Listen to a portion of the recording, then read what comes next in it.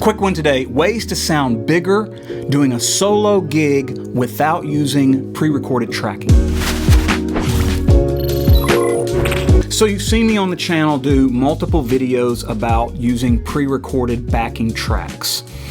However, there are times that you just don't want to go that route. And for me, it's whenever I do any solo gigs that are outside of like the worship realm. And there's actually nights when I do church worship type stuff without tracks as well. But especially if I'm doing mainstream music, singer-songwriter stuff, some of the stuff that I've written and released on Apple Music, any gig where I'm doing a solo setup with that style of folk music, I'm not going to want to use tracks. And a lot of the times I do cover songs as well, which I'm going to play one today for you. Whenever I do that type of gig, I don't want to use tracks, but I want to sound bigger than just an acoustic guitar. Then I go for two pieces of equipment. One of them, I've got a video that I've already done on the channel called the Porchboard bass, and I'll link that below for you to check it out. The Porchboard bass is an amazing tool to help give you some punch and oomph when you're doing a solo gig. The other secret weapon I use is an octave pedal, and there's several different ways you can utilize the octave pedal, but this is the one that I have been using lately. It's by TC Electronic. It's called Sub N Up. And here are the settings that I'm actually using today.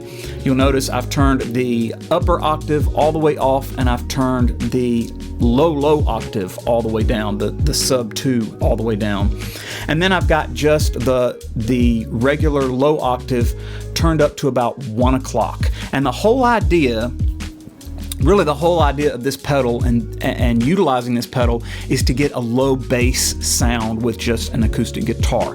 Now, there are trade-offs, and I'll be the first to admit, you are going to have some strange artifacts in the octaves, especially when your guitar strings are hitting those upper octaves. Almost a 12-string sound is what is sort of the flavor of what you're going to feel like your guitar is giving you.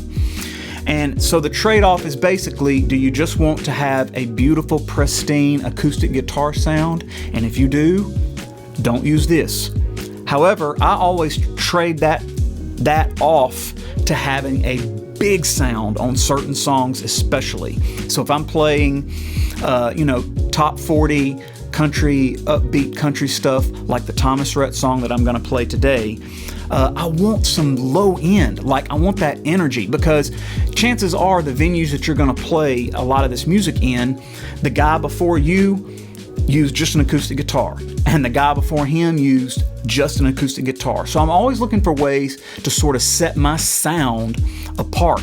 And one of the things I love most about going to a concert and watching live music is just the way the music is hitting you. Literally, there's nothing like going into a venue that has a big sound system with a band, and then they crank it up to 10 and just hit you in the chest with that music. Now, obviously, doing a singer-songwriter setup like I'm talking about today, you're not going to get hit in the chest hard. But I have done these gigs before with this pedal, and especially if the PA has subs, which hopefully they do, this thing will rock into the subs a little bit, and it'll really fill out the room. So I mentioned it's going to give you kind of a 12-string guitar sound. It's really low. It's not like your whole guitar is going to turn to a 12-string sound, and I'm going to let you hear again in just a second what I'm talking about. But what it will for sure do is add a lot of low end to your guitar. So the trade-off is your guitar is not going to have the pristine acoustic-y sound, but you're going to get a lot of low end with this pedal, and then you're also going to be using the Porchboard bass with your foot and get a lot of thump, and it kind of gives you a really acoustic band, a vibey three-piece kind of band sound. Like, it's really, really interesting. So we're going to go over to the other side of the studio, and I'll let you hear what I'm talking about.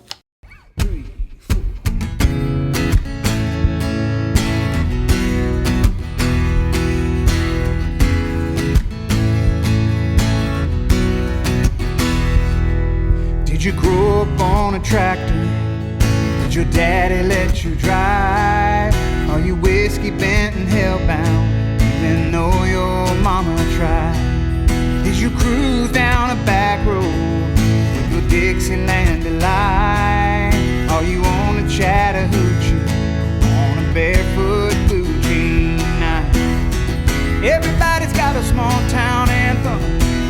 Everybody's got a story to tell. Everybody's got a hallelujah. Everybody's been through a little hell. When you're rolling down a two-lane highway, you turn your radio on. Tell me which one hits you, baby. What's your country song?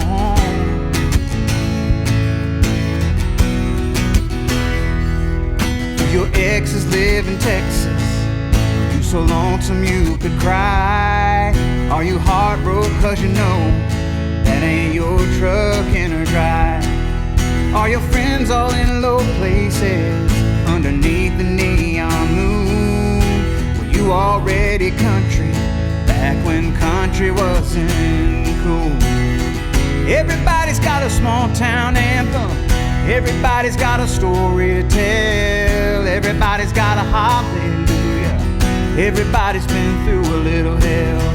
When you're rolling down a two-lane highway and you turn your radio on, tell me which one hits you, baby. What's your country song? Oh, what's your country song? Strawberry wine. What's your family tradition? Makes you turn it up, makes you raise your cup every time you listen. Everybody's got a small town anthem. Everybody's got a story to tell. Everybody's got a hallelujah. Everybody's been through a little hell. When you're rolling down the two-lane highway and you turn your radio on, tell me which one hits you, baby. What's your country song? Oh, what's your country song? So that's it. Two tools that you can use: an octave pedal on your acoustic guitar, in this case the Sub N Up, and a Porchboard bass. And you can play your whole set with that. If I'm doing a really slow, vibey song that really doesn't need a full band sound, I'll simply turn this off and I'll take my foot off and won't thump the Porchboard bass, and you've got it. If the next song you've got is a really good upbeat song and you need that band to kind of kick in with you again, simply engage the pedal, start tapping on the Porchboard, and I get that sound. And the beautiful thing about using these tools and not using the tracks is you can go off script. You can extend a song, you can play the chorus 2 times instead of 1 time. You can go completely off script for the night and play some songs that you weren't even planning on playing. So in the case of doing gigs like that, maybe you're playing for a restaurant or something on a Friday night, and you've got 2 or 3 hours to fill, this is definitely going to be the way to go. And if you want that bigger band sound, you might consider using an octave pedal and the Porchboard bass. If you haven't subscribed to my YouTube channel, please do so. I love talking to you guys in the comments, so please drop me a comment. I'll see you on the next one.